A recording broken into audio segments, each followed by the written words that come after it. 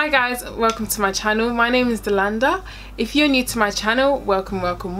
If you're not new to my channel, thank you so much for tuning in again. So today guys, as you can see from the title of this video, we're going to have another chinwag, and I really want you guys to interact with me and let me just know what your sort of points of view are on this subject. So today guys, I'm going to be talking about self-love and self-confidence, and I've come up with maybe about 5 tips or so that can help you, that I've used, and I hope that could help you guys as well. So I'm going to probably put in the Oxford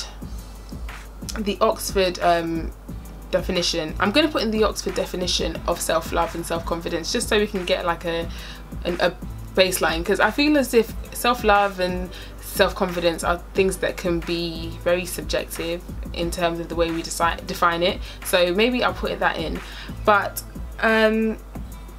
generally I think the issue of self-love and self-confidence are 2 simultaneous things that happen to everyone in life, but they happen quite, they happen together, if that makes sense. So they're 2 simultaneous things, however they happen together. It's really weird how I've just said that, but I know what I'm trying to say.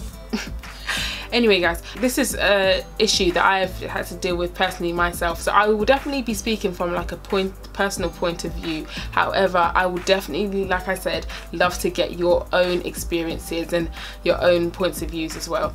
So the reason why I've chosen to speak about self-love and self-confidence today is because I've been doing a bit of self-reflecting and meditating and things like that, and I've actually now found that the space that I'm in, I'm now sort of comfortable to speak about, issues that I may have had in the past that have made me feel as if that I might not be as confident in myself.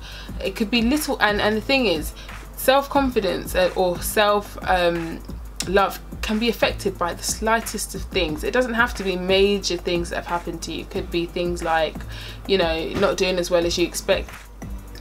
So guys, the 5 tips I'll be sharing with you today are tips that I have thought of upon reflection, and I have tried to apply every day, even though sometimes it can be hard, every day in my life, to uplift myself and reinforce self-confidence and reinforce self-love. And I feel as if just keeping it very short and sweet and not having a whole bucket list of 10 billion things to apply, because then you won't be able to have a fixed perspective on things. But I hope these 5 things are able to help you guys out. So guys, the first tip that I've come up with to enforce self-love and self-confidence is being your own definition of beautiful. And I really want you guys to deep what I've just said and take it in. Being your own definition of beautiful. I would be lying if I didn't say that the media and the way we live our lives isn't surrounded by beauty. This generation is centered, I feel as if it's centered around being beautiful. And when you're surrounded by things like, social media, billboards, the radio even, you're fed and told what is beautiful, you end up questioning yourself. You question things that you even may love about yourself, you question because it's not seen as beautiful to others. However, beauty, what's that saying? Beauty is in the eye of the beholder. That saying, I didn't really understand it up until recently. Upon reflection, guys, you are your own definition of beautiful. For example, you may paint a picture here today, guys. I may paint a picture. I think the painting is beautiful because of a specific reason, and you've painted your picture and you've looked for beauty in your painting for another reason.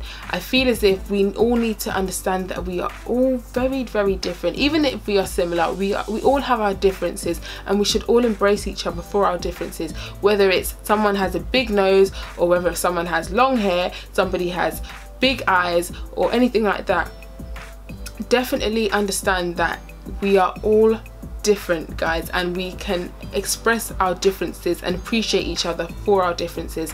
And in order to do that, guys, if I'm telling you to sort of be your own definition of beautiful, find something, pick something about yourself that you might have questioned before in the past, and appreciate yourself for that. So for example, you may have big eyes. I have big eyes myself. that is what I choose to look at as beautiful. I have been told in the past my eyes look like an owl's eyes, but you know, I think that owl's eyes are really pretty, and therefore that's where I'm going to find my beauty. So for example, I'm very comfortable with my eyes at this point. Don't allow anybody to make you feel any lower than you should. That's the point, guys. That's the point. So the second tip I've come up with, guys, is to stop comparing your life or yourself with others.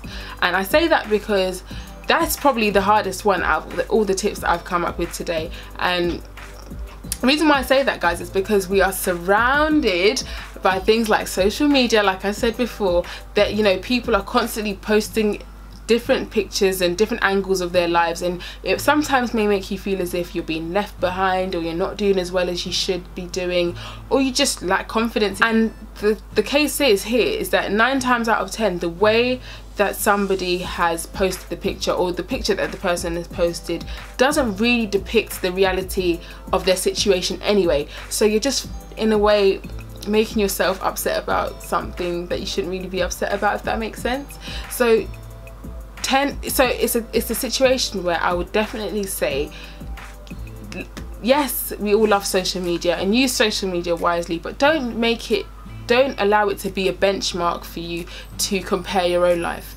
Because like I said, guys, before, and I've said previously in other videos, guys, we are all running our own race. So we're all running our own race, guys. There's no need to compare yourself with anyone. You can probably use someone as inspiration, but that's a whole different thing. Comparing and, you know, allowing someone to be inspiration to you is 2 different things. The third tip I've come up with is, don't allow somebody's taste to define how you feel about yourself.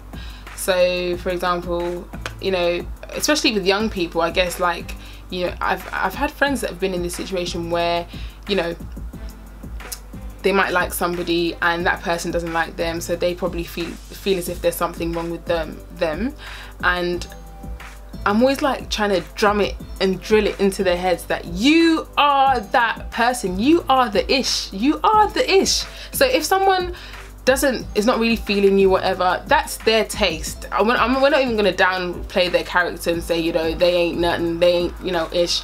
I'm not gonna say that, but what I will say is that that is their own taste, and that is just, you know, some people, for example, me, guys, I don't know if you know, but I am scared of mushrooms. I think mushrooms are horrendous to look at and scary and just horrible to eat. That's just my taste. But a mushroom should not stop being a mushroom just because Dalanda doesn't like mushrooms. And that's what I'm trying to say. You shouldn't stop being you because somebody doesn't particularly like you. And it doesn't have to be relationship wise, it could be friendship. You might want to, you know, form or establish a friendship with somebody, and they don't particularly find you know, pleasure in hanging around with you or whatever. Guys, don't feel any way about it. Accept it and move on, because I guarantee you, in this massive world that we live in,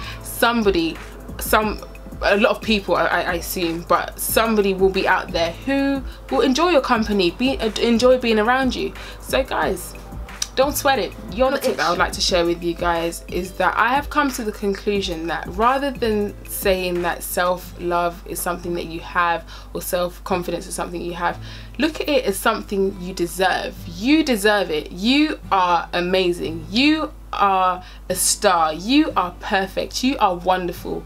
And these are things that we need to affirm within ourselves in order to make ourselves feel a lot better. And as I say this, I feel as if I'm sort of being elevated, but honestly guys, if you constantly believe that you deserve the best, you deserve to be confident, you deserve, guys, to have self-love, love yourself. It's okay to have a bit of selfish time and really embrace your own space and love yourself. It's okay to do all of these things, because at the end of the day, guys, it's only one life we have, and we definitely need to live our best lives. I say this all the time, guys, live your best life.